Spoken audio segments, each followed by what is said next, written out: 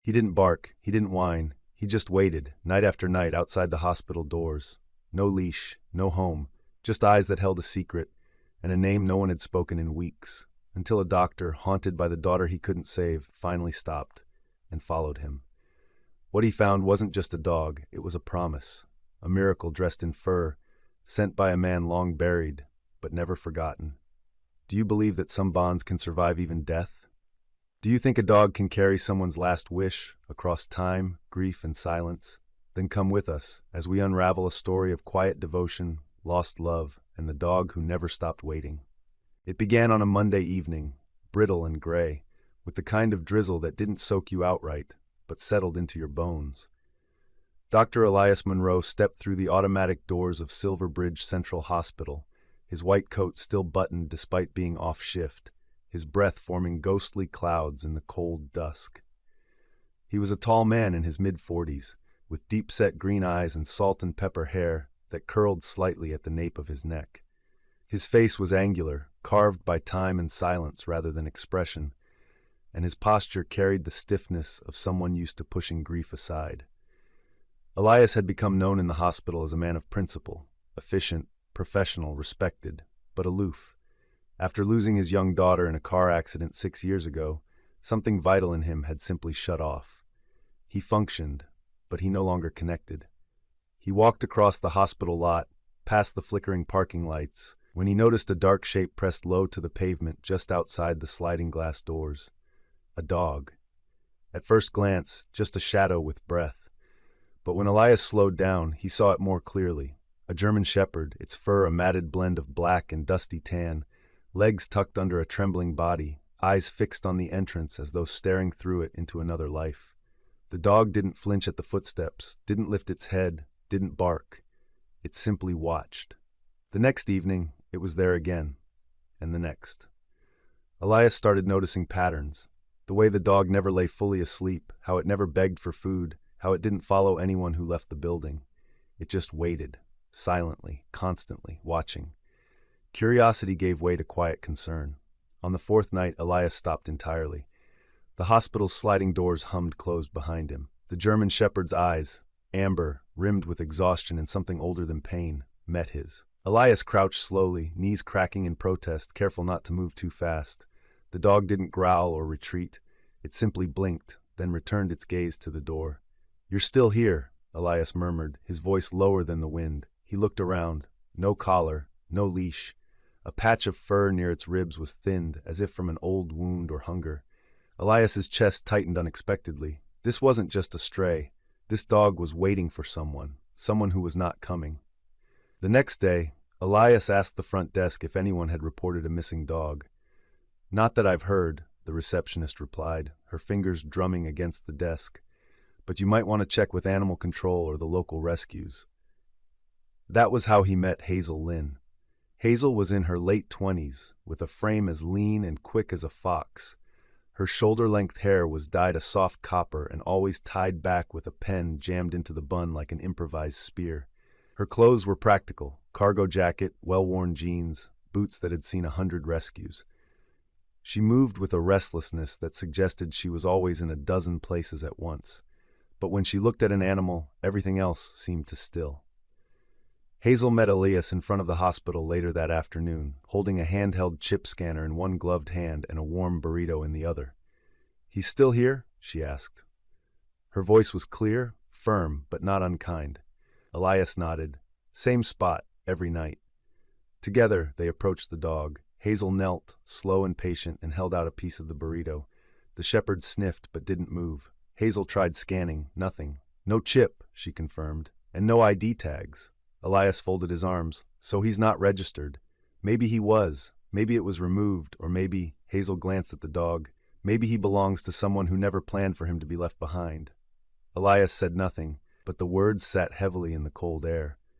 Hazel looked over at him, her sharp eyes softening.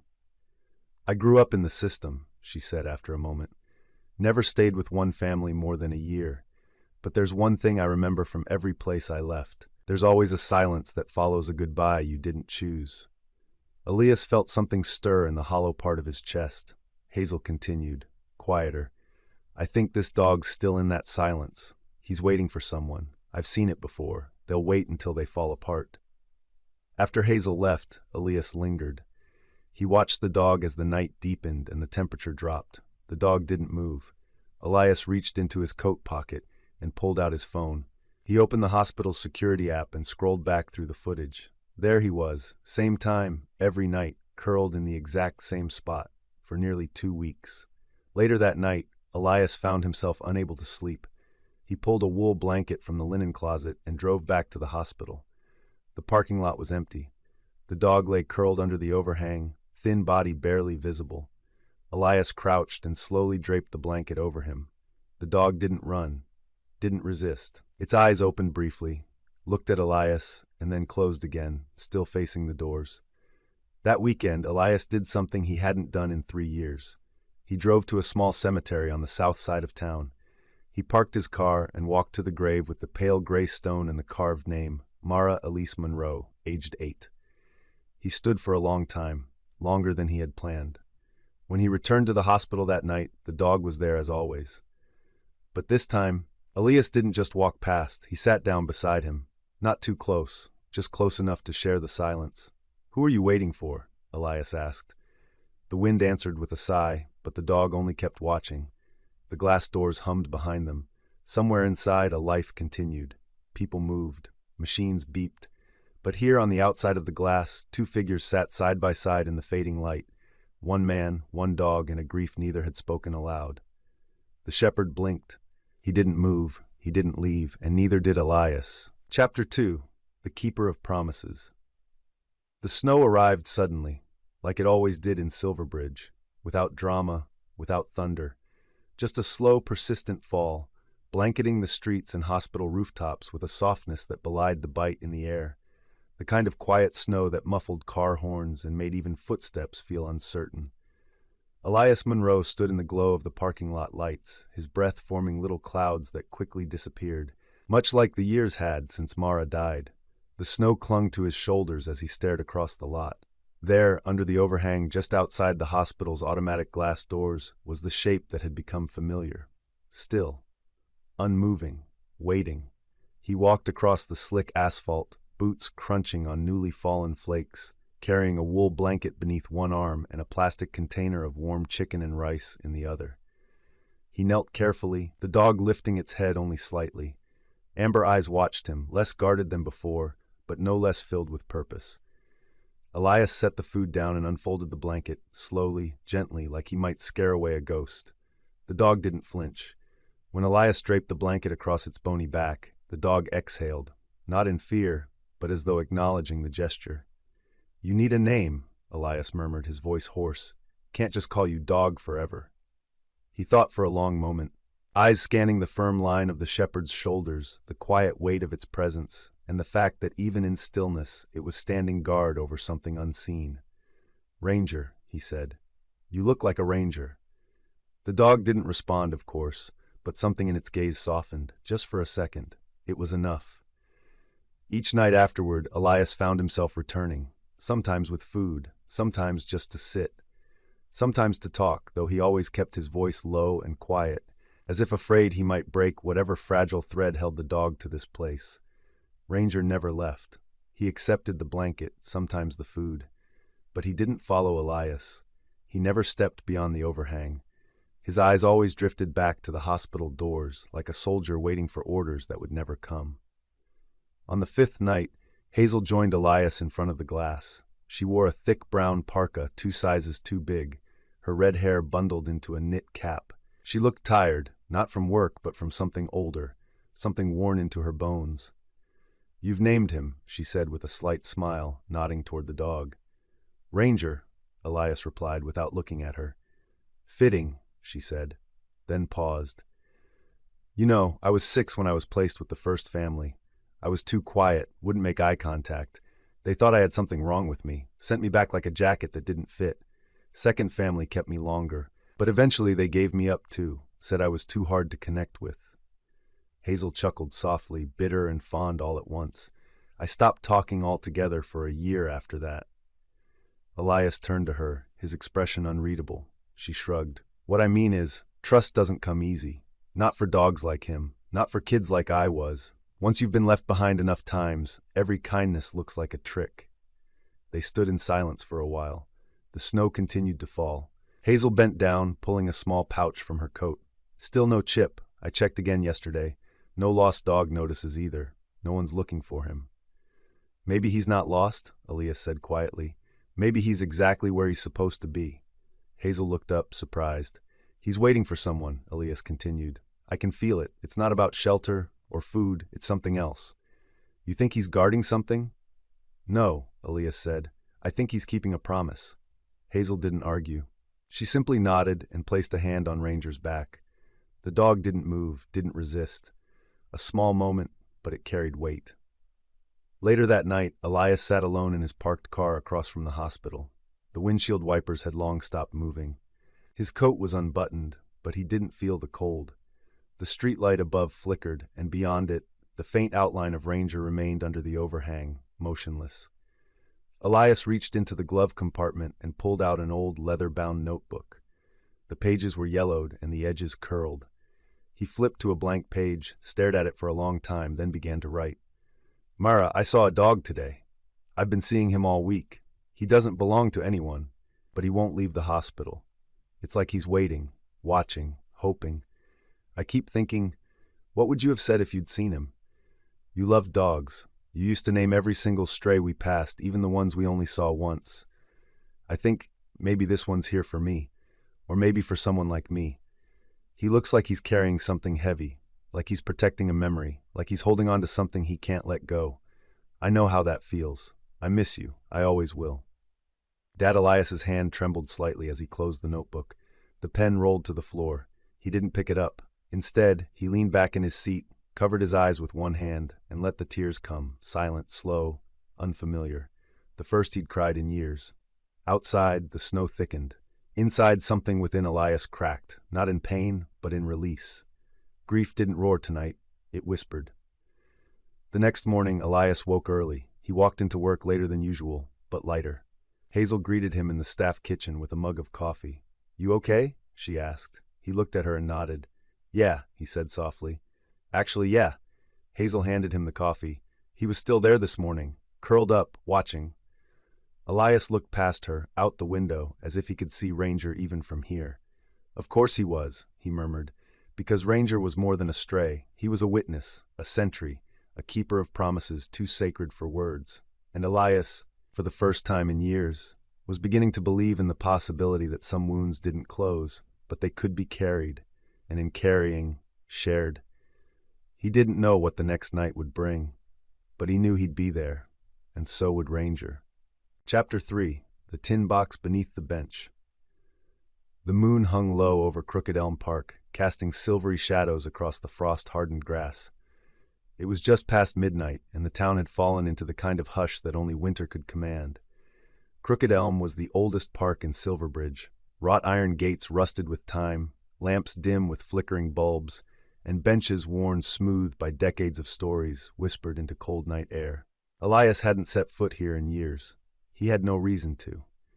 But tonight, Ranger gave him one. It started when Elias arrived at the hospital for his usual visit. The cold had sharpened, and the wind sliced like paper across his cheeks. Ranger was there, as always, waiting beneath the overhang with his blanket tucked around him like a soldier in the trenches. But something was different. The dog didn't look at the hospital doors this time. His eyes found Elias immediately, locked with intent. Ranger stood. He didn't bark, didn't growl, just walked forward and stopped at the curb, glancing back once to see if Elias was following. And Elias did. They walked in silence through the sleeping streets of Silverbridge. Ranger's gait was steady but cautious, his paws leaving clean prints in the light snow that coated the pavement. Elias followed a few feet behind, heart pounding not from the cold, but from a sense of being led toward something that had waited too long. Crooked Elm loomed ahead. The iron gate creaked open at the dog's nudge. Inside, beneath a crooked old elm tree near the center of the park, sat a weathered wooden bench. Ranger approached it slowly, nose to the ground, tail still. He circled once, then began to paw at the frozen dirt underneath. Elias moved closer and crouched beside him. There was something there. Just beneath the bench, half buried in dead leaves and soil, an old tin box, tarnished and rusted along the edges. Elias pulled it out carefully, brushing off the dirt with the sleeve of his coat. Ranger sat beside him, watching. Elias pried the lid open. Inside was a single folded photograph, creased and yellowing. It showed a man in his 60s, tall and broad-shouldered, dressed in a faded police uniform. He had kind eyes, a short white beard, and one hand resting gently on the head of a younger, cleaner, more muscular ranger. The name J. Spence was embroidered above the badge. Behind them stood a white picket fence and a modest house shaded by maple trees. There was also a short, handwritten note. Don't let him wait in vain. J.S. Elias stared at the photo for a long time. The man's hand wasn't just resting on Ranger. It was connected, as if the two had moved through 1,000 days together, the kind of loyalty that can't be taught, only earned. Hazel's voice came back to him. He's keeping a promise. By the time Elias returned to the hospital, it was nearly dawn. The park's shadows had faded, replaced by the dim gray of approaching morning. Ranger didn't return to his usual post by the doors. He curled up beside Elias's feet on the sidewalk while Elias sat against the brick wall, the tin box still in his lap. That afternoon, Elias brought the photo and note to Hazel. She was in her cramped office at the Silver Bridge Rescue and Rehab Center, a building that once served as a firehouse, now cluttered with kennels, file boxes, bags of kibble, and faint dog hair floating through sunbeams. She stood by a corkboard pinning adoption profiles when Elias entered. Hazel always wore her emotions openly. When she smiled, it was full and bright. When she frowned, it felt like a storm on the edge of breaking. Right now, she looked intrigued. "He led you there?" she asked, taking the photo gently. "He did." Hazel studied the image. J. Spence, could be Jonas Spence. The name's familiar. She walked to a filing cabinet in the corner and pulled out a slim manila folder marked Inquiries, Unclaimed Pets. Inside was a printout list of names, individuals with pets unclaimed after hospital deaths. Her finger traced down the page. "There," she said. "Jonas Spence, male 68, admitted 3 weeks ago. Cardiac event, passed away 2 days later. No emergency contacts? None listed." She paused. "He lived alone, no will, no relatives came forward. Just disappeared from paperwork." Elias felt a knot tighten in his chest. So Ranger was his. Hazel nodded slowly, then her eyes narrowed. "Wait. Spence, I've seen that name somewhere else." She crossed to her desk and opened a drawer, pulling out a glossy brochure folded in thirds. It was a recruitment pamphlet for a now-defunct private security agency called Sentinel Risk Solutions. It showed a series of photos, military veterans, armored vehicles, and dogs like Ranger, mid-sprint in tactical gear. On the back, under former leadership, was a name, Jonas Spence, Director of Canine Operations. "He trained dogs like Ranger," Hazel whispered. These weren't just pets, they were canine specialists. Ranger, who had been lying by the door, lifted his head slightly at the name. "Jonas," Elias said aloud, voice steady. "Jonas Spence." Ranger stood, his ears perked forward, his body tensed, not with fear but recognition. He let out a low huff through his nose and approached, eyes fixed on the photo Hazel still held. "He knows," Hazel said softly. "He remembers." Elias knelt down and placed the photo gently on the floor. Ranger lowered his head, touched it with his nose, and then sat beside it, silent, watchful, still guarding. The room held its breath for a long moment. That night, Elias couldn't sleep. He sat at his kitchen table with the tin box, turning the photo over and over, rereading the single line again and again. "Don't let him wait in vain." He poured a glass of water, but didn't drink it. He looked at the framed photo of Mara that still stood on the mantel. She had loved dogs, especially shepherds. Her first stuffed animal had been a plush version, one ear always flopping sideways. Elias remembered how she used to line her toys up like rescue dogs in a pretend shelter, adopting each of them with signed papers and imaginary background stories. He reached again for his notebook and wrote, "Mara, his name was Jonas Spence. He trained Ranger. Loved him, probably more than most men love anyone. And now Jonas is gone. But Ranger's still here. He's waiting. For something I don't yet understand. You once told me that dogs are like angels with fur. I think you were right. This one, he's carrying something heavy. A message. A mission. Maybe it's meant for me. Dad." As he closed the book, Elias realized he no longer looked at Ranger as just a dog. Ranger had become a bridge between what was lost and what still could be saved, between a daughter gone, a man forgotten, and a doctor who'd stopped believing there was anything worth healing in himself. The snow began to fall again outside the window, and somewhere under a crooked elm, an empty bench waited in silence, just as someone once had. Chapter 4: The House That Waited. The morning sky was a dull slate gray when Elias parked the car in front of 219 Orchard Row, a quiet cul-de-sac on the north side of Silverbridge, where houses sat close but memories hung even closer. The lawn was brittle with frost, and the single-story home before them looked like it had exhaled its last breath long ago. The paint had faded to a chalky pale blue, the front steps leaned slightly to the right, and the blinds in the windows hung crooked, like someone had opened them in a hurry and never closed them again. Hazel stepped out of the passenger seat, pulling her jacket tighter as she scanned the street. Her expression was sharp, alert, the way someone might look before walking into a room filled with ghosts. Ranger jumped from the back seat and stood still, ears perked and tail still, his eyes trained on the front door like he'd returned to a place buried deep in instinct. "This is it," Elias said, voice low. He reached for the worn envelope that held the deed records and confirmation from the hospital. Jonas Spence had lived here for 15 years. Alone. Hazel nodded. "Let's not take too long. This place feels paused." The key the city clerk provided turned stiffly in the lock. As the door creaked open, a breath of stale air greeted them, laced with dust, wood polish, and something fainter, leather maybe, or old tobacco. The inside was dim but organized. It was clear Jonas hadn't been messy, solitary. The living room was modest, a worn recliner angled toward a muted television, shelves lined with neatly stacked VHS tapes and old hardcover books with cracked spines. A few framed photos adorned the mantel, mostly landscapes, one showing a small cabin beside a frozen lake. But on the wall above the hallway, commanding in its placement, hung a framed picture of a young German shepherd. Even as a pup, the dog bore the same dark-rimmed eyes and noble profile. Ranger sat down beneath the photo without being prompted. "That's him," Elias said quietly. They explored slowly, room by room, careful not to disturb the dust more than necessary. The kitchen was spotless, the pantry full of canned soup and neatly labeled jars. The bedroom held only one pillow on the bed, perfectly centered, with a folded blanket at the foot. Jonas had lived like someone used to order. Someone used to solitude.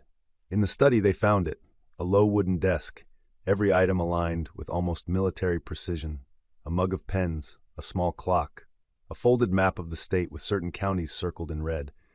In the top drawer, nestled beneath stacks of receipts and maintenance logs, lay a journal. Hazel opened it with careful fingers. The handwriting was slanted and bold. She read aloud.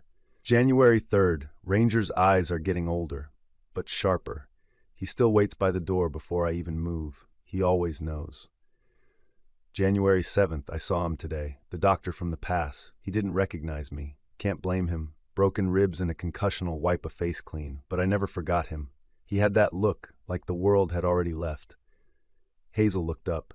"Do you think he meant you?" Elias didn't answer immediately. His hands were clasped behind his back, knuckles white. When he finally spoke, his voice was distant.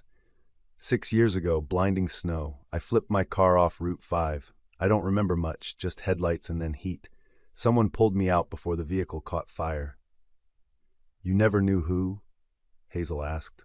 Elias shook his head. He was gone before help arrived. Hazel turned the page slowly. More notes followed, about Ranger's training, about deployments in unnamed places, and about Jonas's increasing heart trouble. Then one that made Elias stop cold. "January 20th. The pain's worse now. Heart beats like it's angry at me, but I made peace. Ranger knows where to go, who to find. I told him. If I don't make it, he will. He always keeps his promises." They sat in silence for several minutes, the weight of the room thick around them. Elias reached down and gently stroked Ranger's head. The dog leaned into him, not seeking affection but offering presence. Hazel stood and moved to the window, brushing dust from the blinds. Then her posture changed. "There's a car," she said flatly. "Same one that passed us twice this morning." Elias joined her at the window. A dark gray sedan sat half a block down, engine idling. The windows were tinted. No movement inside. "I'll get the plate," Hazel muttered. She pulled out her phone and snapped a photo discreetly through the side of the curtain. "Could be coincidence," Elias offered, though his tone lacked conviction. Could be, Hazel said, tucking her phone away. Or it could be someone else who knew Jonas. Someone who doesn't want anyone asking questions. Ranger stood, ears angled sharply. His body had gone rigid, not afraid, but aware, like a switch had flipped. "Let's wrap up," Elias said, folding the journal carefully into his coat. "We've seen enough." They walked out the front door as calmly as they could, Elias locking it behind them. Hazel kept an eye on the car. It didn't move. As they reached the vehicle, Elias caught movement in his peripheral vision. Ranger, standing still at the sidewalk, eyes locked on the sedan. Then, slowly, the dog let out a single low growl. Just once, not loud, but pointed. The engine of the car revved. A second later, the sedan pulled away, disappearing down the bend in the road. Hazel exhaled. Not coincidence. They drove back in silence. The city moved around them as if nothing had happened. People walking dogs, cars lining up at red lights, a busker playing a tinny guitar in front of a coffee shop. But something had changed. Elias pulled into the hospital parking lot, cut the engine, and leaned back in his seat. The journal sat on the dash. Ranger curled in the back seat, eyes closing for the first time in hours. Hazel broke the silence. "Someone's watching that house. They were waiting for someone to go looking." "Then they saw us," Elias said. Hazel nodded. "And now they'll watch us instead." The air inside the car thickened with quiet understanding. "I'll look into the plates tonight," she added. "But we need to be careful." Elias didn't argue. He looked down at the journal in his lap, and for the first time, the writing no longer felt like it belonged to someone else's story. It was his now, too. Jonas had trained Ranger to find someone, not for safety, not for shelter, but for memory, for promise. And Elias had unknowingly stepped into that vow the day he paused at the hospital doors. They didn't speak again on the way home. There was too much to hold in words. But that night, as Elias sat by the fire in his small living room, Ranger curled beside him. The journal resting between them, he realized something strange. In the quiet, he didn't feel alone. Not anymore. Chapter 5. The Claimant. The wind carried a bitter edge that morning, the kind that seemed to slip through seams and collars, no matter how tightly they were fastened. Elias Monroe stood at the lobby window of Silverbridge Central, nursing a coffee that had gone cold 2 hours ago. He wasn't thinking about patients or reports. His mind was still trapped in the pages of Jonas Spence's journal, in the faint ink and crooked letters that pointed to a truth far larger than he had anticipated. He hadn't told Hazel yet, but he'd reread the last entry a dozen times the night before. Each word whispered like prophecy. He knows where to go, who to find. The man hadn't just sent Ranger to Elias by accident. This had been orchestrated, a passing of a torch from a man who'd known his time was short to another who didn't yet realize he'd been chosen to carry something forward. The elevator dinged. From it stepped a man who immediately cut through the calm of the hospital like a bad current through still water. He was in his early 50s, lean, sharp-chinned, and clean-shaven. His steel-gray suit fit too perfectly, his black coat tailored to the fold. His shoes were polished, and he carried a black leather briefcase in his left hand. He walked with confidence, not the friendly kind, but the entitled sort that didn't slow for pleasantries. He approached the nurse's desk with the air of someone used to giving orders. "I'm looking for Dr. Elias Monroe," he said. Elias turned before the receptionist could answer. "I'm Monroe." The man pivoted smoothly and extended a gloved hand. "Trey Camden. I represent Sentinel Risk Solutions, former employer of Jonas Spence." Elias didn't take the hand. "You're early. I thought lawyers preferred appointments." Camden's smile was surgical. "We find timing's more effective when it catches people unaware." At that moment, Ranger, who had been lying silently in his usual spot near the sliding doors, lifted his head. His ears rose and his body tensed. Then, with startling clarity, the dog growled. It wasn't loud, but it was deliberate. A low, rolling growl that made Camden glance down, surprised. "He remembers you," Elias said, folding his arms. Camden's smile tightened. "Of course he does. Ranger was trained in our facilities. He underwent canine conditioning for tactical support and threat detection. And as such, he is property of Sentinel Risk Solutions." Elias's jaw clenched. "Property? Yes. He was never transferred, adopted, or relinquished through legal channels, which makes his current placement a matter of concern. I'm here to advise you formally. return the dog, or face legal consequences. Behind Camden, Hazel approached with slow steps. She had come straight from the rescue center and still wore her olive green jacket, dusted with fur and sawdust. Her copper hair was tied back in a bun, and her eyes narrowed beneath the overhead light. She said nothing, but her phone was recording from the moment she stepped into range. Camden noticed her and gave a polite nod, assuming her part of the staff.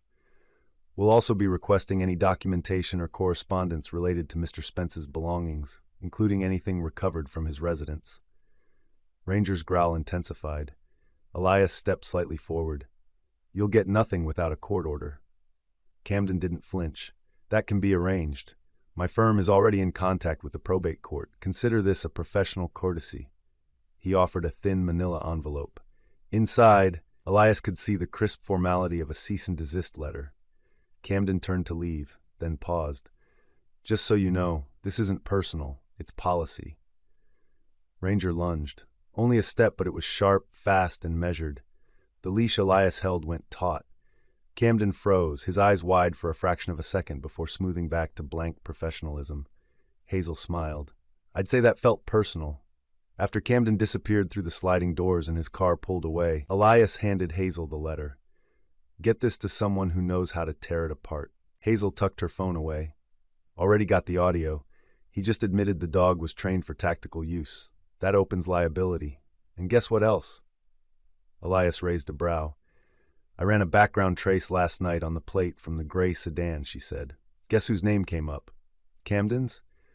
Not directly, but through a Shell LLC tied to Sentinel. He's been watching that house, probably waiting to see who would come for Jonas's things. Elias rubbed his temple. Which means Ranger being with me was never out of sight. They were waiting to see how it played out before stepping in. Hazel nodded. And now that we've found the journal and confirmed Ranger's connection, they're trying to swoop in and claim ownership before any deeper dirt gets stirred. Elias looked down at Ranger, who had resumed his position by the door, but whose muscles still twitched slightly beneath his fur. He knew, the moment he saw Camden. That's not just training, Hazel said. That's instinct and history. They returned to the rescue center that afternoon to begin cataloging the evidence they'd gathered so far. Hazel had already started a file on Jonas Spence, timeline, employment records, and news clippings of his early police work. A pattern was emerging. Jonas had left Sentinel shortly after a classified operation abroad ended in internal scandal. Records sealed, whistleblowers silenced. I found something. Hazel called from behind her monitor. Camden's name came up in 2 internal Sentinel audits. Allegations of misuse of tactical dog units, leaking classified GPS routes. Nothing ever stuck, but both cases ended with field team reassignments. Elias leaned over her shoulder. And Jonas? Filed a formal ethics complaint against Camden 6 years ago. It disappeared. They sat in silence, the weight of it settling. That evening, Elias returned to the hospital to check on a patient, an elderly man with respiratory complications. On the way out, he passed Ranger, who rose from the floor as Elias approached. The dog didn't wag his tail. He simply stood and walked beside him to the car. At home, Elias unwrapped the journal again. In one entry, barely legible, Jonas had written, "If they come looking, it won't be for him. It'll be for what he remembers, what he's seen. They'll say it's about ownership, but it's not. It never was." That night, Elias sat at his desk, laptop open, legal books piled beside him. He typed in keywords like canine retirement protocol, contractual ownership, and handler rights. Slowly, page by page, he began building a defense. Not just for a dog, but for a memory, a message, a man's last mission passed on in silence and trust. And as the clock ticked past midnight, Ranger rested quietly beneath Elias's desk, eyes half closed, ears alert, guarding the man he had chosen the only way he knew how. Chapter 6. The unsent letter and the meeting that mattered. The rain had come with the dawn, soft and persistent, draping the streets of Silver Bridge in a quiet gray. Inside Elias Monroe's home, the fire crackled faintly while the storm ticked against the window panes like impatient fingers. Ranger lay curled at Elias's feet, one ear twitching at the sound of each gust outside, though his eyes remained half-lidded in rest. Elias sat at the dining table, the tin box from Jonas's house open before him, its contents laid out like sacred artifacts. A photograph, the tarnished badge, a dried maple leaf, and beneath it all, an envelope tucked tightly under the lining. It wasn't addressed in full, just 3 words written with slanted, careful script. Dr. M. Personal. Elias's hands were still for a moment. The fire popped behind him. Slowly he unfolded the letter. The handwriting was unsteady, older, but deliberate. If this reaches you, then I've failed to say it face to face. Years ago, in a blizzard near Route 5, I pulled a man from a burning car. He was unconscious, bleeding, and the snow was coming down hard. I stayed until the lights came, and I never gave my name. That man was you. I don't believe in fate, but I do believe in debt, and in what Ranger senses. He knew when I was failing. He knew he had to find you. He's not just a dog. He's memory. He's promise. He's the last thing I have left to give. Don't let him return to men who measure worth by command. Let him stay where he's chosen. J. Spence. Elias stared at the letter for a long time, not blinking. Outside, the rain became a steady drone. The image came unbidden, bright headlights spinning, the scream of twisted metal, the thick white silence of snow. A man's arms lifting him, breath short, coat soaked, dragging him from fire to frost. He'd believed for years it had been luck. Emergency crews. Now, the truth settled into him like warmth beneath scar tissue. He whispered, "You saved me." Ranger stirred slightly. Elias reached down, resting his hand gently on the shepherd's back. "And he saved you, didn't he?" Later that day, Elias was called into the pediatric oncology wing of Silverbridge Central. Sarah Hadley, the charge nurse, had left a message. Sarah was in her early 60s, tall and willowy, with short, silver-streaked hair that she kept neatly pinned. Her face had gentle creases around the eyes, the kind that came from decades of smiling through pain. She had been a widow for 10 years, and losing her husband to cancer had deepened both her compassion and her unyielding sense of order. Children trusted her because she never lied, not even with her kindness. Elias met her at the nurse's station. "You said you wanted me to bring Ranger?" Sarah nodded, her voice soft but certain. "Lily's having a rough week. Her counts are down and she's not sleeping well, but she saw a picture of Ranger on my phone, the one you sent me, and asked if he could visit." "She's in a clean room," Elias said cautiously.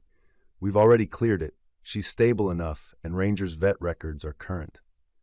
Lily was 7 years old, pale as porcelain with dark eyes that seemed to know more than they should.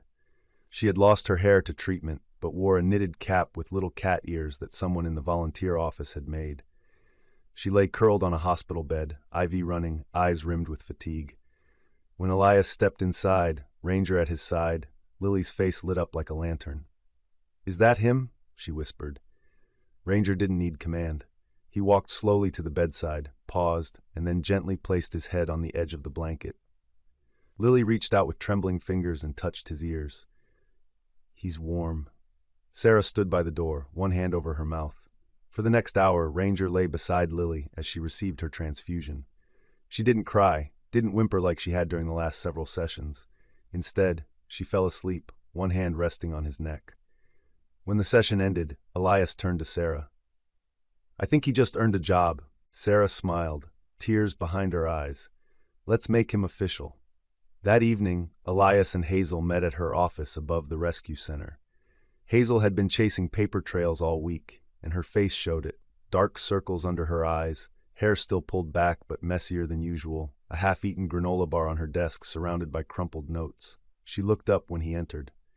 "Got something for you," she said, sliding over a document. "Camden filed a preliminary injunction. He's going to court to try and take Ranger." Elias sat down heavily. "How long?" "We've got 5 days to respond. I've already talked to a legal clinic that specializes in animal rights. They'll help us pro bono, but we need solid proof that Jonas intended for Ranger to stay with you." Elias pulled the letter from his coat and set it on the desk. "This might do it." Hazel read quickly, then again slower. When she finished, she let out a long breath. "This isn't just proof. This is a will.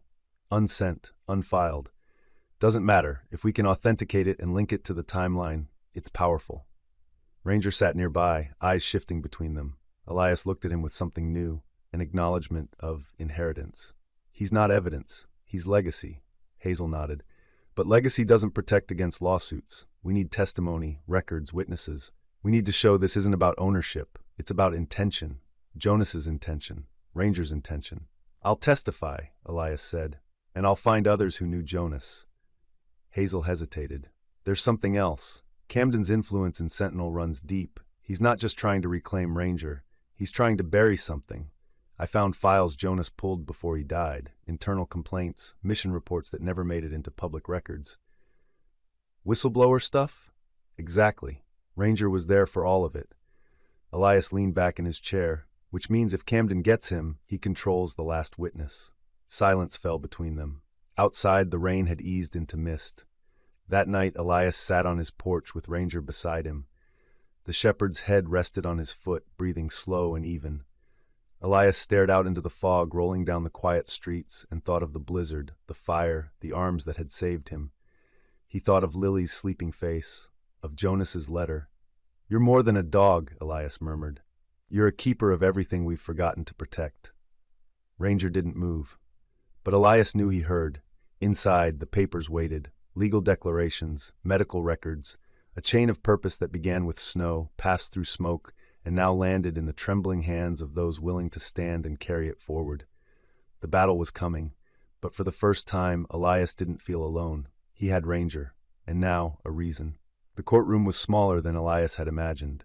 No grand marble pillars, no echoing chambers of justice, just 4 beige walls, rows of tired chairs, and a judge's bench polished to a dull sheen by decades of use.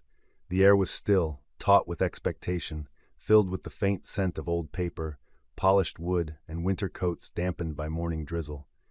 At the front, a wooden placard read, "Judge Evelyn Carter." Judge Carter was in her early 70s, short, sturdy, and unmistakably grounded. Her steel-gray hair was cropped close, her black robe impeccable. She had eyes that didn't miss a twitch, and a voice that didn't bother with indulgence. Years ago, she had lost her husband in a factory fire, a tragedy that turned her into both a guardian of law and a fierce believer in human nuance. Now, she presided over what some called a pet dispute, but which had already stirred a courtroom filled to capacity with reporters, advocates, and a handful of children wearing Team Ranger buttons. At Elias's side, Ranger sat quietly, no leash, no command, just there, still and composed. He hadn't moved since they entered the room, his posture straight, his ears relaxed but attentive.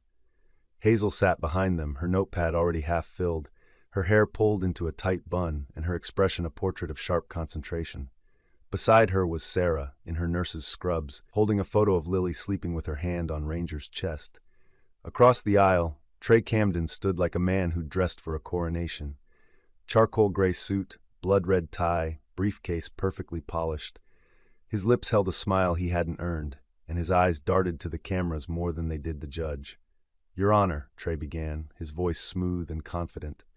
"My client, Sentinel Risk Solutions, seeks rightful reclamation of a specialized K-9 unit that was never legally transferred or retired from active company registry.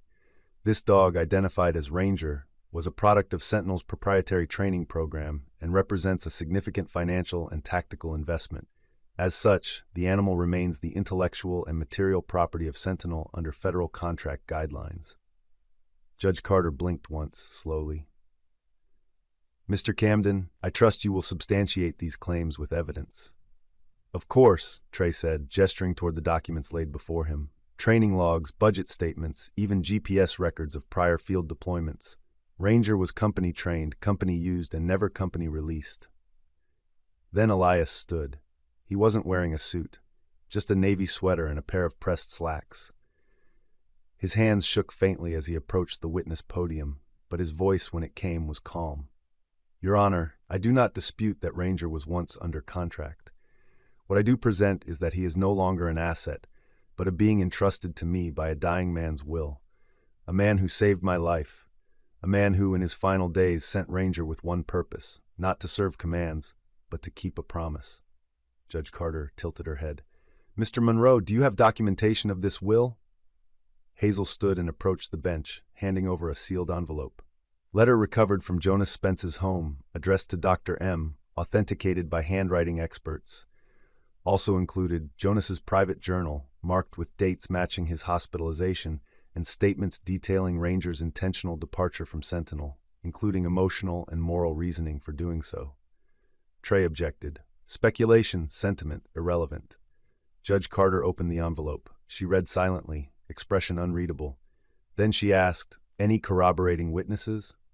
"Yes, Your Honor," Elias said. "Sarah Hadley, nurse at Silverbridge Central." Sarah approached with quiet dignity. "I was present when Ranger began accompanying pediatric patients.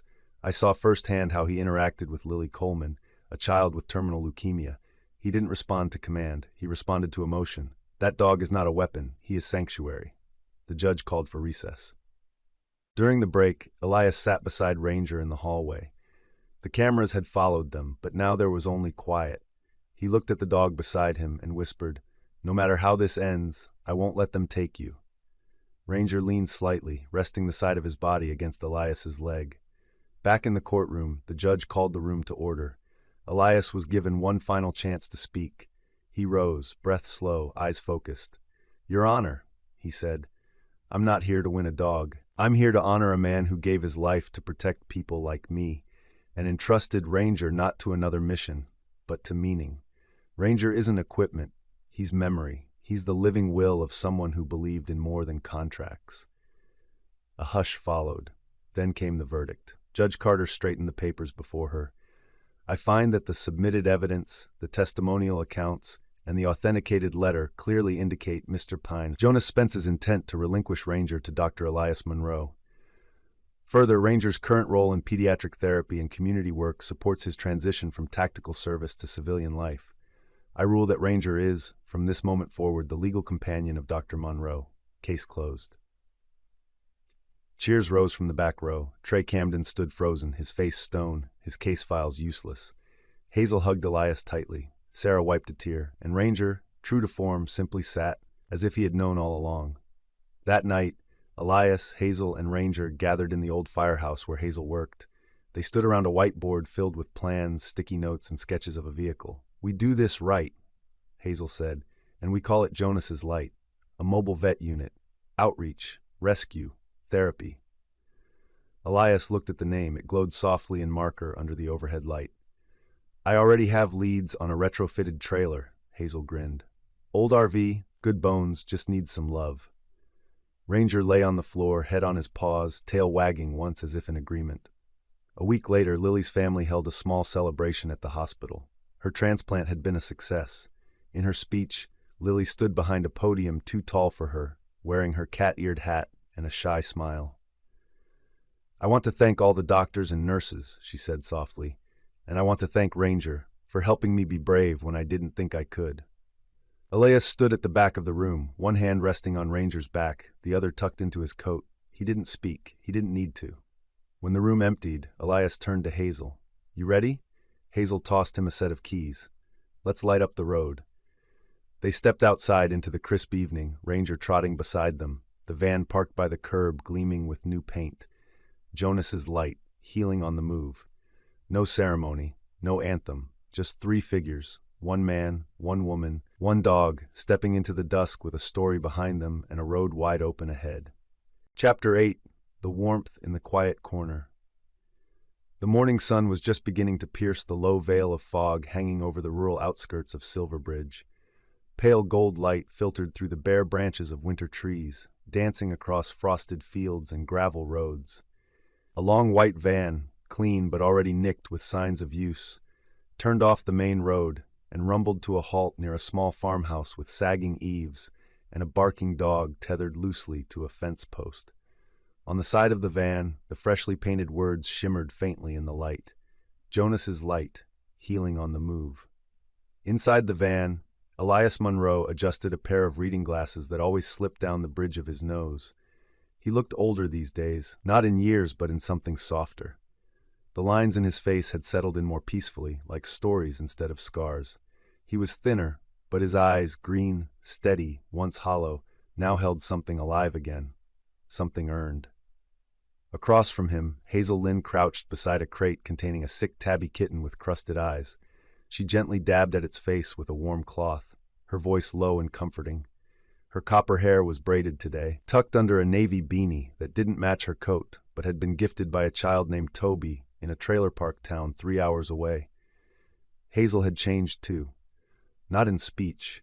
She was still sharp, blunt, and full of motion, but in posture, in the way she paused now, in how her hands moved slower around animals like she believed in permanence. Between them, Ranger lay at the heart of the van, in a patch of sunlight that cut across the clean floor. He was older now, grayer around the muzzle, but still held the nobility of purpose in every movement. Children called him the Silent Knight. Adults called him the Good Ghost. He wore a bandana around his neck, deep blue with a stitched silver star, and no one quite remembered who made it. He was more than the van's mascot. He was its soul. That day, Jonas's light visited 3 homes. One where 10 abandoned dogs had been rescued from a collapsed barn. Another where a single mother cried when Hazel handed her antibiotics for a wounded cat. And the last, a schoolyard where the van opened its doors and children poured in, holding their breath as if they'd entered something sacred. Ranger lay down beside a boy with a stutter who hadn't spoken in days. The boy reached for his paw, and the stutter didn't matter. Later that evening, as they pulled into a quiet town on the edge of the state, Elias stayed behind in the van while Hazel went to collect supplies. The lights inside glowed warm. Ranger slept beside a heating vent, chest rising and falling. On a small corkboard behind the passenger seat, a framed photo had been newly pinned. It showed 3 figures: Jonas, younger and proud in uniform; Elias, tentative but smiling; and Ranger, eyes focused, ears forward, sitting between them. Elias sat at the tiny built-in desk and opened his journal. His handwriting was slower now, thoughtful. He flipped past medical notes and supply lists until he reached a clean page. Dear Mara, I think I found it. The quiet corner you used to ask about. The place where things don't hurt as much. The place where people remember to breathe. His name is Ranger, and he never left the hospital doors. Not until I did. He carried someone else's promise and gave it to me when I didn't know I needed one. Not just a second chance.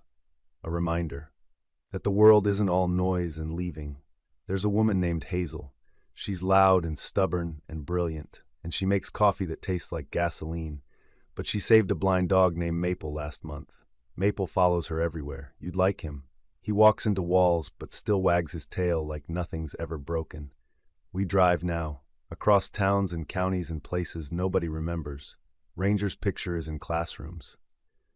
His name is spoken in whispers like he's something holy. He is. You'd have loved him, and I think you'd be proud of me.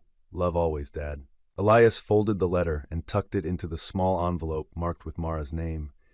He placed it inside the same box that once held Jonas's badge and the original photo that started all of this. At that moment, Hazel entered the van, her cheeks flushed pink from the cold. She carried a new fleece blanket and a thermos of hot tea. Behind her padded a new companion, Maple, a golden retriever barely 2 years old, whose cloudy eyes wandered, but whose nose led him faithfully to Ranger's side. Maple was clumsy, always knocking into things, but never once faltered when it came to following Hazel. She never called him her dog, but she no longer corrected anyone who did. The radio crackled softly with static, then settled on a station playing a quiet acoustic version of Homeward Bound. Elias smiled, leaned back in his seat, and looked at his team. Hazel jotting down medicine notes. Maple licking peanut butter from a toy, Ranger sitting beside Lily. Yes, Lily was there too. She had joined them that week on her first outpatient trip, hair growing back in tufts, her face thinner but her spirit undimmed. She sat cross-legged on a mat near the rear doors, reading aloud from a picture book. Ranger lay beside her, head nestled against her side, eyes closed but ears twitching as she read. Hazel lowered her voice. She asked if Ranger could come to her school's assembly. She's planning to speak about hope. Can you imagine? Elias looked at Lily and nodded slowly. He'll be there. He always keeps his promises. Later that night, after Lily had gone home and the lights of town had faded behind them, the van turned down a long road through fog. The tires hummed against wet pavement, and the glow from inside the van spilled faintly onto the misted windows. Elias stood at the back, one hand resting on Ranger's back, the other on the steering frame. Hazel gripped as she drove. Where to next? She asked. Elias looked ahead into the rolling fog, the silhouette of a small mountain range in the distance, and shrugged. Wherever there's something that needs mending. Hazel grinned. That narrows it down to everywhere. As Jonas's light rolled forward, Ranger stood between them, tail still, body strong, eyes half-lidded but alert. His breath formed a faint cloud on the van's windshield as it moved through the mist, right past the hospital where it all began. The sun had not yet risen, but the light had. And this time, it wasn't coming from behind them. It was shining forward. Sometimes miracles don't arrive with thunder or fanfare. Sometimes they walk quietly on four paws, curl up beside a child who's too tired to smile, and wait. Ranger wasn't just a dog. He was the keeper of a promise. A vessel of love passed from a man who believed in second chances to one who had forgotten how to believe at all. And through him, Elias found healing. Hazel found hope. Lily found courage. Maybe that's how God works in our world. Not always through grand gestures, but through silent loyalty, through letters left behind, through strangers who show up just when we need them most. So if you've ever felt like life left you behind, or that your purpose is gone, remember, it only takes one quiet soul to light the dark. May God bless those who wait in silence, those who love without asking, and those like Ranger who remind us that some promises are eternal. If this story touched your heart, don't keep it to yourself. Leave a comment, share your thoughts, subscribe to our channel for more stories like this, of faith, of love, of redemption. And please, share this with someone who may need to believe in miracles again. May the Lord watch over you and your loved ones, always. The air was thick with dust, settling over the ruins like a silent shroud. Beneath the collapsed beams and shattered walls, 3 tiny bodies trembled, coated in grime, their ribs pressing against fragile skin. One puppy lay half-buried, its breath shallow. The others pawed weakly at the debris, their whimpers lost in the stillness. No footsteps, no voices, no rescue dot. Somewhere beyond the rubble, the mother had vanished, and time was running out.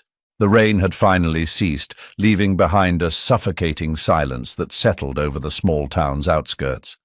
A collapsed building, a former bookstore, now nothing more than a forgotten pile of rubble, stood in eerie stillness. Time had moved on, indifferent to its decay, and so had the people. No one cared for an abandoned shop. No one wondered about what remained beneath the wreckage. But something was there, something small, trembling, barely clinging to life. Beneath the shattered wooden beams and broken bricks, 3 tiny golden retriever puppies lay trapped. Their fur, once golden and bright, was now matted with dust and dirt, clinging to their fragile bodies like a second skin. One lay half-buried beneath the wreckage, its tiny body barely rising with each shallow breath. The other 2, still mobile but weak, pawed at the debris, their whimpers lost in the empty night. They were helpless, waiting for something or someone. Victor, a potter of quiet strength. Victor had never intended to be here. At 45, Victor Langley was a man whose life had settled into a predictable rhythm. A potter by trade, his hands were strong but gentle, shaped by years of moulding clay into delicate forms. He was a tall man, with a broad frame that spoke of strength, though his kind brown eyes betrayed a softness often hidden beneath his quiet demeanor. His dark brown hair, streaked with silver, was perpetually tousled from long hours at his workshop. He preferred solitude, finding comfort in the steady hum of his wheel rather than the noise of the outside world. Tonight, he was simply walking home from his workshop, his thoughts occupied with unfinished pieces waiting on his shelves. The town was quiet, the roads slick with rain, the air thick with the scent of wet earth. He had no reason to stop, no reason to even glance at the forgotten remains of the bookstore. The building had once been a cherished place, filled with the scent of old paper and polished wood. It had stood for decades, its shelves lined with books that had passed through countless hands. Now, the storefront was shattered, the glass windows gone, their jagged remnants clinging stubbornly to the warped wooden frames. Moss and weeds had begun creeping up its crumbling walls, nature reclaiming what had been left behind. Victor wouldn't have given it a second thought, but then he heard it. A sound so faint that it barely registered at first, a tiny whimper swallowed by the wind. Victor hesitated, his pulse quickening. The town had its fair share of stray animals, but something about this sound gnawed at him. He took a few steps forward, peering into the collapsed structure. It was dark, the remains of the bookstore casting long shadows under the dim glow of the street lamp. The damp air carried the scent of mildew and rotting wood, the unmistakable staleness of abandonment. Another whimper, a little louder this time. A cry in the dark. Victor's brow furrowed as he listened intently. The sound was weak, but it was there, persistent, fragile. He took a few more steps forward, his boots crunching against scattered debris. His heart pounded, a sense of unease creeping into his chest. There was something deeply unsettling about a sound like that, coming from a place where no one should be. He exhaled, his breath visible in the cool night air. His instincts told him to walk away. This wasn't his problem. But then a long, drawn-out whine made him freeze. Victor stopped in his tracks, listening. His body tensed as the sound stretched through the silence, thin and desperate. It wasn't just a stray calling out in the dark. It was something weaker, something trapped. He scanned the area, his eyes adjusting to the dim lighting. The ruins of the bookstore looked unstable, as though the slightest movement could send the remaining walls tumbling down.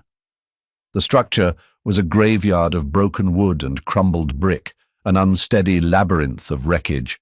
Whatever was in there, whatever was crying, was in danger. Victor ran a hand through his damp hair, exhaling sharply. He wasn't a rescuer. He wasn't a man who sought out trouble.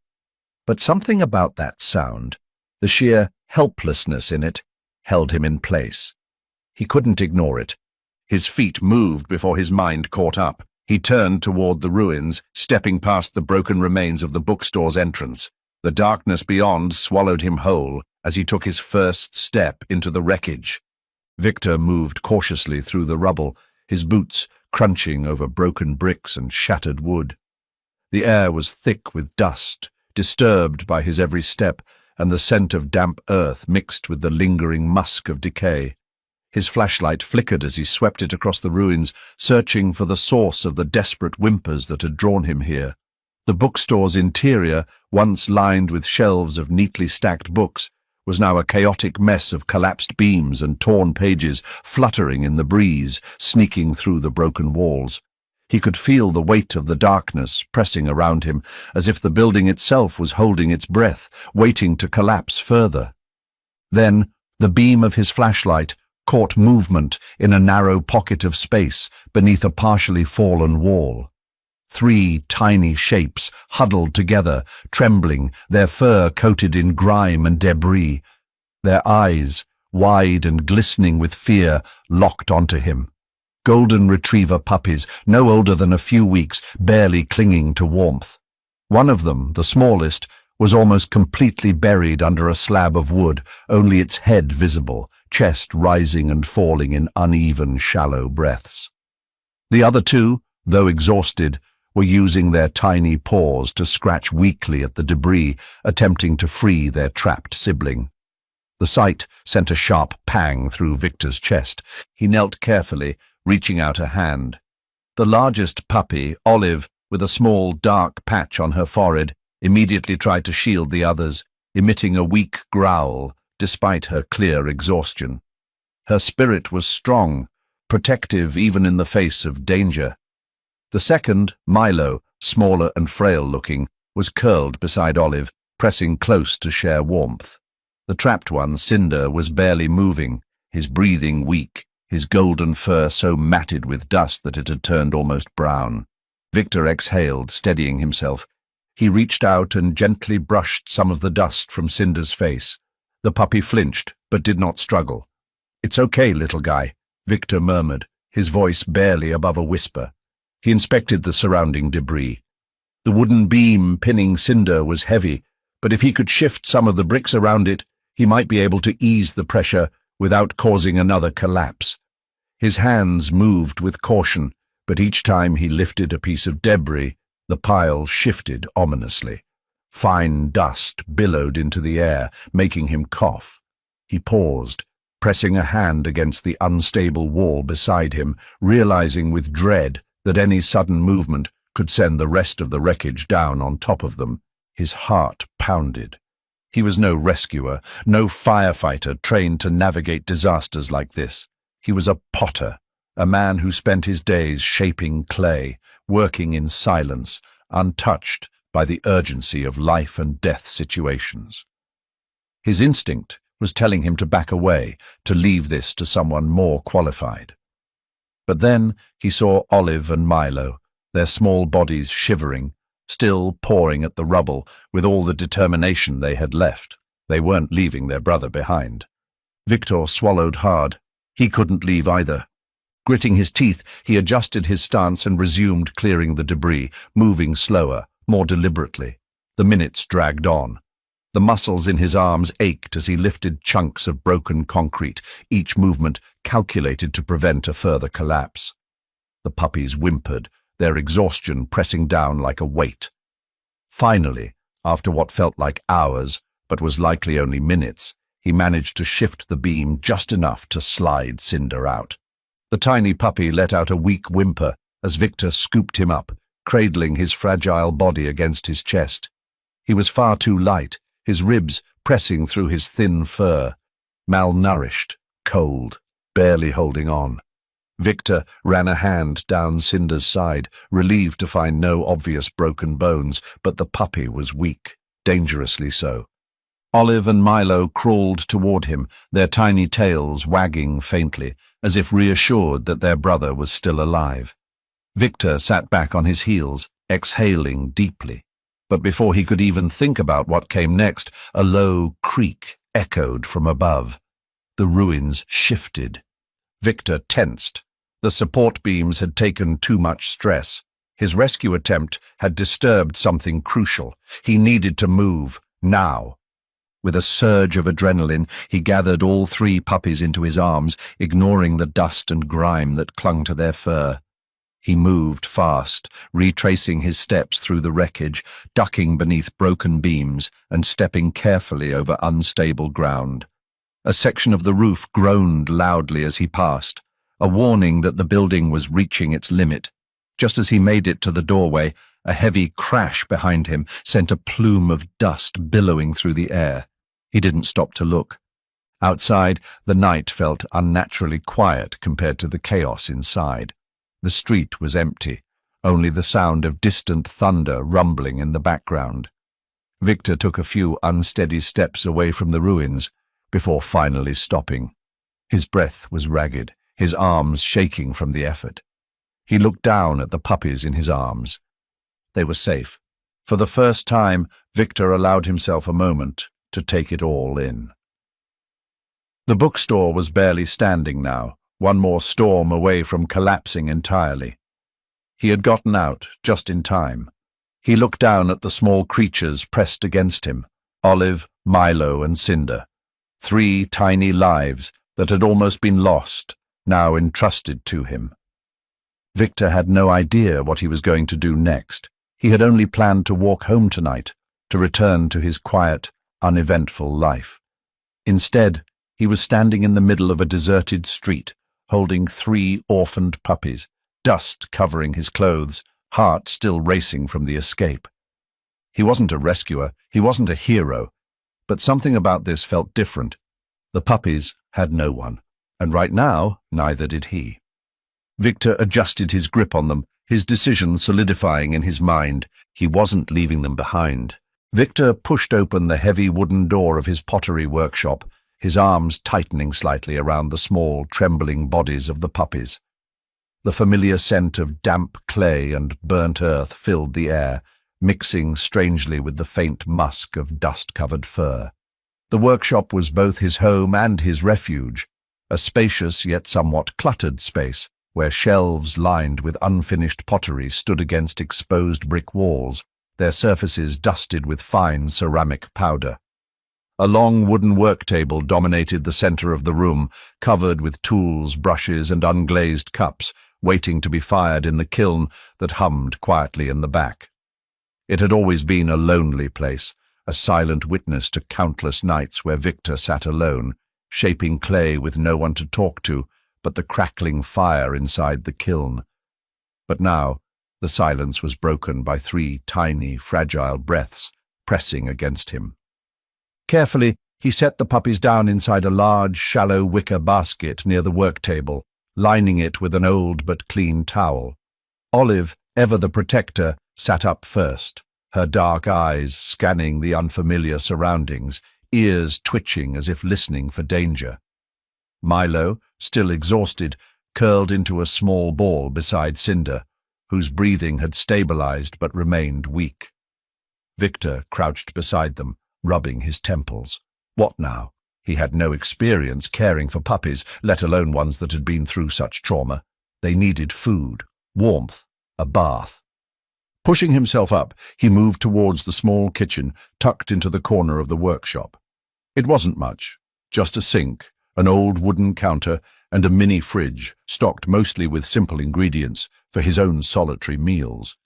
He filled a bowl with lukewarm water and soaked a cloth, bringing it back to the puppies. One step at a time, he told himself. He knelt and began gently wiping away the grime from their fur. Olive let out a soft whimper but didn't resist, while Milo merely sighed in exhaustion. Cinder barely reacted, his tiny body sinking into the folds of the towel. After carefully cleaning them, Victor stood and rummaged through his fridge. Milk. No, that wouldn't work. He needed something closer to what a mother dog would provide. He hesitated, then grabbed a carton of unsweetened yogurt. It would have to do for now. He poured a little into a small dish and placed it in front of them. At first, the puppies didn't move, too tired to react.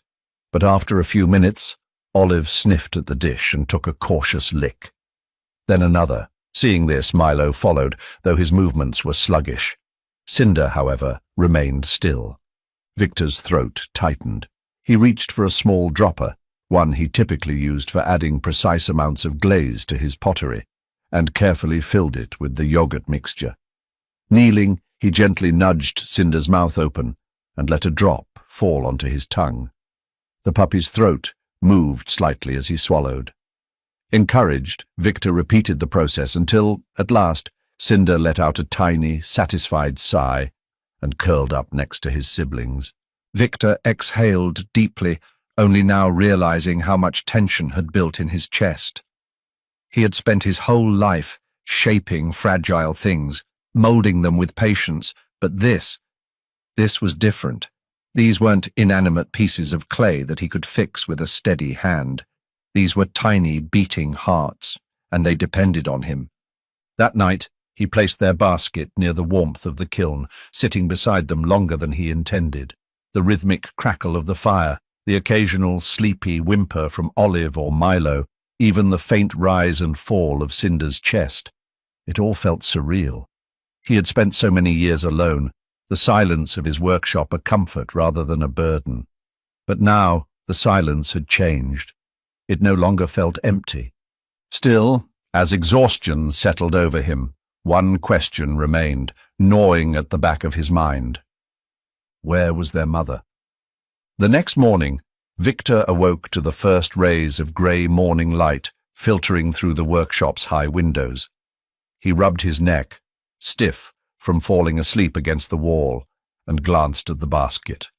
The puppies were still nestled together, their tiny bodies rising and falling with each breath. Satisfied that they were warm and safe, he grabbed his jacket and stepped outside. The ruins of the bookstore loomed in the distance, its silhouette stark against the overcast sky. He walked quickly, the chill of the damp morning air clinging to his skin as he approached the site where he had found them. The street was still empty, the town slow to wake, and only the faint chirping of birds broke the quiet. As he reached the edge of the wreckage, he crouched down, scanning the ground. His eyes traced the patterns in the mud, searching for any sign of disturbance, anything that might tell him what had happened here before he arrived, and then he saw it. A series of small, faint paw prints, barely visible in the wet earth, leading away from the ruins. His brow furrowed. They weren't the puppies. They were larger, an adult dog's. His heart rate picked up as he followed the tracks, moving carefully. The prints were uneven. One side pressed deeper into the ground, a limp. Then another discovery made his stomach tighten. a faint smear of blood, barely noticeable, blending into the damp soil. Victor stood still for a moment, his mind racing. The mother had been here. She had survived the collapse, at least initially, but she was injured. And the trail, it led toward the woods. He swallowed hard, his fingers instinctively tightening around the edges of his jacket. He had only planned to check the site, maybe find an answer, but now he had another choice to make. He glanced back toward the town, toward the workshop, where 3 tiny lives were now waiting for him. And then he turned his gaze forward, toward the woods, where their mother had vanished. There was only one thing to do. Victor took a deep breath, then stepped off the road and followed the trail into the trees. Victor pressed forward into the forest, the damp morning air thick with the scent of wet earth and decaying leaves. The ground beneath his boots was uneven, softened by the recent rain, making each step feel uncertain.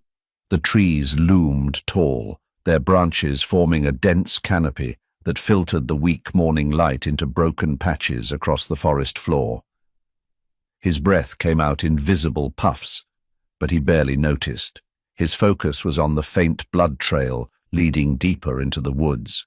His heart pounded against his ribs as he followed the erratic path. The mother had been here struggling, injured, yet she had kept moving.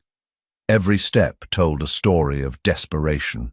One side of her tracks pressing deeper into the mud, evidence of her limp. She had been searching for something, or perhaps someone. The thought made Victor's chest tighten. The woods grew quieter as he walked. The distant hum of the town faded, leaving only the occasional rustling of unseen creatures in the underbrush. A breeze swept through the trees, stirring the mist that clung low to the ground, making everything feel even more isolated.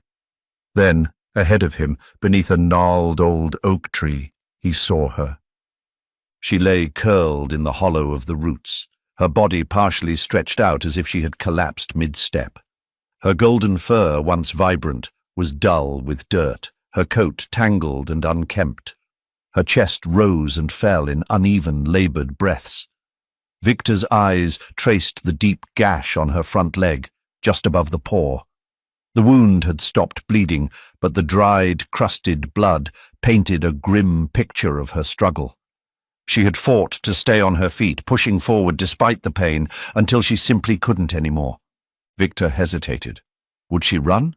Would she let him near? But when the mother dog lifted her head, her reaction wasn't what he expected. She didn't try to move. She didn't flinch. She just looked at him, her deep brown eyes filled not with fear, but something worse, defeat. Victor had seen many emotions in animals before, curiosity, fear, aggression, but this was pure exhaustion. It was the look of something that had given up.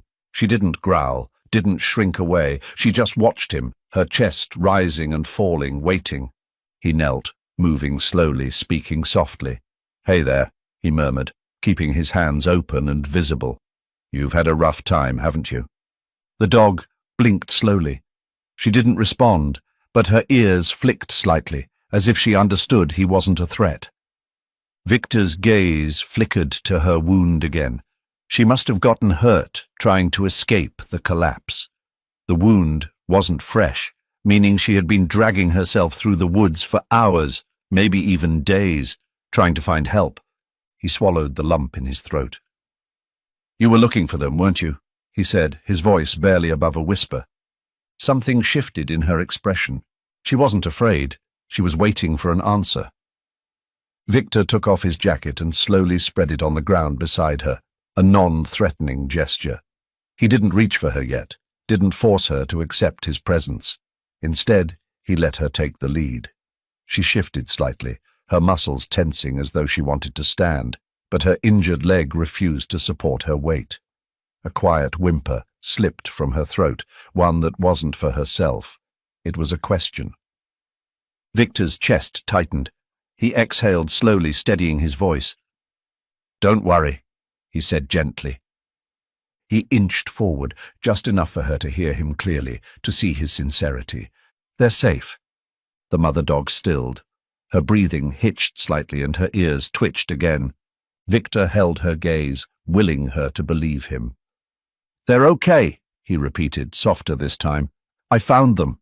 She didn't move. She barely seemed to breathe, but in her eyes something changed, a flicker of something fragile, something hesitant. Hope. Her body trembled, not from pain, but from the weight of exhaustion finally lifting. Victor didn't look away. He didn't rush her. He just waited. And then, slowly, as if all the strength had drained from her, the mother dog lowered her head. Her nose pressed lightly against the edge of his jacket. She inhaled, searching. Victor didn't speak, didn't move. He simply let her take in the familiar scent, let her find the proof she was looking for. Her body, which had been so tense, finally relaxed. Victor reached out carefully, his fingers brushing the fur just behind her ear. She stiffened at first, but then she leaned into his touch. The moment was silent, fragile, and then Victor spoke, one last time. "Don't worry, the little ones are safe." The mother dog looked up at him again, her eyes soft, searching. And then, as if speaking without words, she asked him the only question that mattered. "Are they really okay?" Victor knew he had no choice. If he left the mother dog here, alone in the cold dampness of the forest, she would not survive. Her wounds, her exhaustion. She had already pushed herself past her limits. If she gave up now, it would be over. He wasn't a man who went around rescuing animals, yet here he was, kneeling in the mud beside a dog who had fought harder than anything he had ever seen. She had risked everything for her puppies, and now she was hanging on by a thread. Slowly, carefully, he moved closer, his hands open in a gesture of peace. "I know you don't trust me yet," he murmured, "but I swear they're safe, and I'm not leaving you behind." The dog. Luna. The name came to him suddenly, unbidden, but it fit. Something about her, her quiet strength, the way her pale golden fur shimmered even in the darkness, the way her weary eyes held an almost ethereal light despite her exhaustion, reminded him of the moon, a silent guardian, a presence that endured even in the longest of nights. When he reached for her, she let out a soft whimper and instinctively tried to pull back, but her injured leg buckled, forcing her to remain still. Victor hesitated only for a moment before slipping his arms beneath her. She wasn't light, but she was too thin, too weak, and when he lifted her, her body sagged against him, giving in because she had no other choice. The moment he took his first step, though, Luna panicked.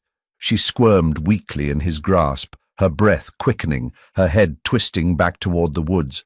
Her body was saying no, she couldn't leave, not yet. Her instincts, even in her state, were telling her to keep searching, to keep looking for her puppies. Victor gritted his teeth, adjusting his grip as she struggled. He could feel the desperation in her movements, the silent plea in every twitch of her body. She didn't want to go anywhere. She didn't care about herself. She only cared about them. He stopped for a moment, adjusting his stance, trying to keep her still without hurting her. His voice softened. "They're waiting for you, Luna. You don't have to search anymore." Her body was trembling now, and though her strength was fading, her eyes still darted toward the trees. She didn't believe him yet. How could she? Victor took a deep breath. He had to get her back. The journey out of the woods was slow. The uneven ground made every step feel like a careful balancing act, and with Luna's body pressed against his chest, he had to move cautiously. The rain from the previous night had made the path slick, and twice he had to shift his footing to avoid slipping on a hidden patch of mud. The weight of her body was a dull pressure against his arms, but it wasn't the physical strain that was hardest. It was her quiet resistance. She wasn't fighting him anymore, not really, but she wasn't helping either. She wasn't resting against him for comfort. She was waiting for the moment he would let her go so she could keep searching. Victor tightened his hold, just slightly. Almost there. The moment they reached the edge of the town, the world felt too quiet. The distant hum of early morning life, shops opening, people stirring, felt oddly detached from the weight of what he was carrying. By the time he reached the pottery workshop, his arms ached. He shifted Luna slightly, reaching for the door handle, and when he pushed it open, the familiar warmth of the kiln's fire washed over him. The comforting smell of clay, wood, and earth was an immediate contrast to the damp coldness of the forest, and then a sound. Small, soft whimpers. Victor barely had time to set Luna down before the puppies realized she was there. Olive, the bravest, was the first to react. Her little body shot upright from the wicker basket, her ears perked, her dark eyes wide with recognition. Milo followed, scrambling over the edge, his tiny paws skidding against the wooden floor. And even Cinder, who had been too weak to move much before, lifted his head and let out a soft, hopeful cry. Luna stiffened. She had been barely conscious a moment ago, barely holding on, but now she was awake. With a sharp inhale, she forced her trembling legs to move, ignoring the pain, ignoring the exhaustion. Her body wobbled, but she lifted her head, her nose twitching as she caught their scent. And then she saw them. A sound, somewhere between a whimper and a breathless sigh, escaped her throat. The puppies rushed toward her, their tiny tails wagging so fast they became blurs of golden fur. And Luna did the only thing she could. She leaned down, just enough to press her nose against each of them one by one. Olive whimpered excitedly, nudging her mother's face with little bursts of affection. Milo tucked himself under her chin, burrowing into the warmth he had thought he lost.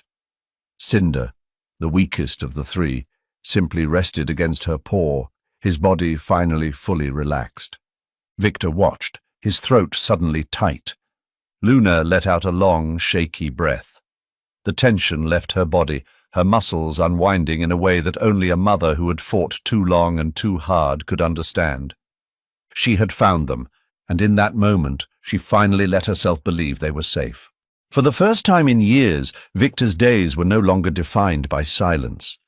Gone were the quiet mornings where he would sit alone at his pottery wheel, shaping clay into delicate forms, while the only sound was the rhythmic spinning of the wheel and the distant hum of the kiln.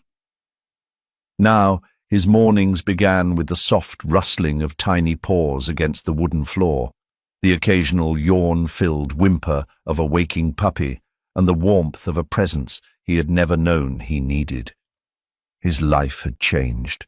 Luna was still weak in the days that followed. The journey, the wounds, the endless fight to survive had drained her. But she was a fighter. Victor saw it in the way she lifted her head each morning, even when exhaustion made her limbs heavy, in the way she nudged her puppies close when they tried to explore too far, in the way her soft brown eyes, still clouded with fatigue, never lost the quiet strength that had kept her going. She was recovering, slowly but surely, and her puppies never left her side. Olive was the most energetic, always the first to climb over the edge of the basket, her tiny paws padding determinedly after her mother.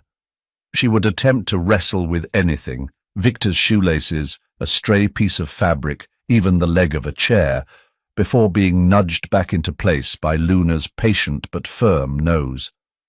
Milo was quieter, following Olive's lead, but always a little more cautious, his soft golden fur making him look even smaller than he was. And Cinder, still the frailest of the three, rarely left Luna's warmth. He was growing stronger, but he still had a long way to go. Victor took it upon himself to ensure their care. He wasn't used to it, not at first.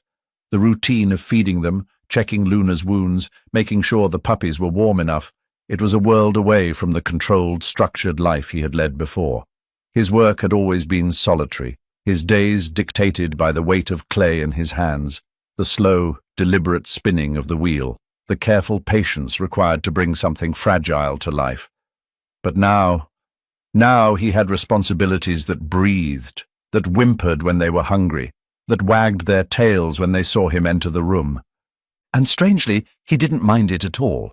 Mornings were no longer about lighting the kiln first thing. Instead, they began with the eager sound of puppies scrambling toward him, their tiny tails wagging furiously, as if they had been waiting all night just to see him again. Even Luna, still healing, would lift her head in greeting, her quiet gaze acknowledging him with an understanding that went beyond words. Victor wasn't sure when exactly he had become part of their pack, But somewhere between the sleepless nights watching over Luna and the early mornings spent trying to keep Olive from chewing on his shoelaces, it had happened. One evening, as the fire in the kiln crackled softly, Victor sat on the floor beside Luna's basket, watching as Olive and Milo tumbled over each other in an attempt to reach their mother's tail. Luna let them, though every so often she would flick her tail just out of their reach, a soft huff of amusement in her breath. Cinder, as usual, was curled against her side, his tiny chest rising and falling in contentment. Victor exhaled and leaned back against the wooden leg of the work table, staring at the ceiling for a long moment. He had never considered himself lonely before.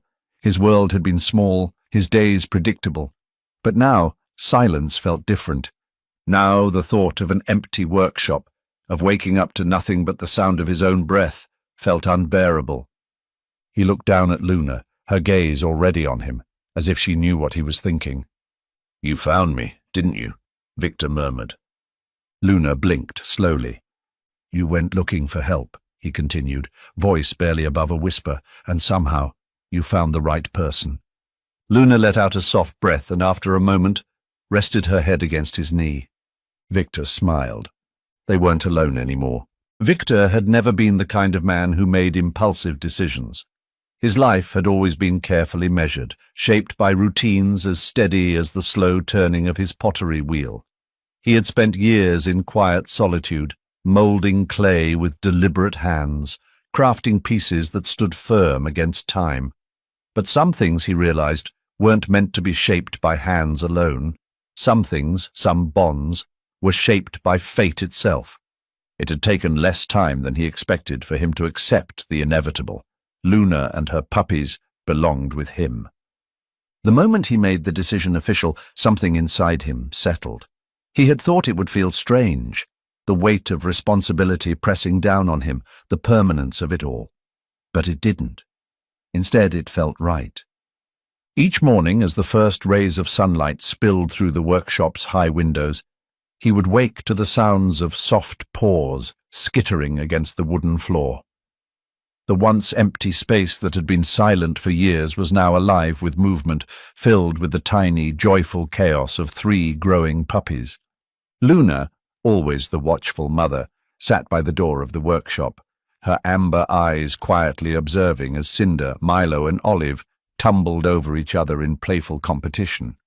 She had grown stronger, her wounds healed, her fur returning to its natural golden sheen with proper food and rest. Yet even with the comfort of safety, there was something in her eyes, a quiet understanding of what had been lost, and an even greater appreciation for what had been found.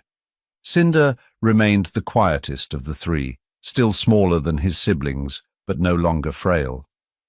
He had a habit of curling up near Victor's feet whenever he worked, his tiny head resting on Victor's boot, as if he had claimed that spot as his own. Milo, ever the cautious observer, had grown more confident, though he still preferred to follow rather than lead, always lingering a step behind Olive. And Olive, fearless, energetic Olive, had become a whirlwind of curiosity, sniffing at the clay Victor shaped, sometimes dipping a paw into stray water puddles left behind on the floor, much to Luna's exasperation. Victor had never known that companionship could feel like this. The once lonely workshop had become a home, not just for them, but for him as well. The shelves, once filled only with pottery, now held little things, a chewed-up rag toy, a few misplaced paw prints in dried clay, a water bowl tucked neatly near the kiln's warmth. These small signs of life filled the empty spaces he hadn't even realized existed. One evening, as the kiln's soft glow cast flickering shadows across the workshop walls, Victor found himself sitting at his work table, watching as Luna and her puppies nestled together in the corner. He had spent so many years believing that home was simply a place. But now, as he listened to the steady rhythm of Luna's breath, the soft huffs of the puppies curling into her warmth, he understood. Home was never just a place. It was the presence of those we love, the ones who never leave. And for the first time in his life, Victor knew he was home.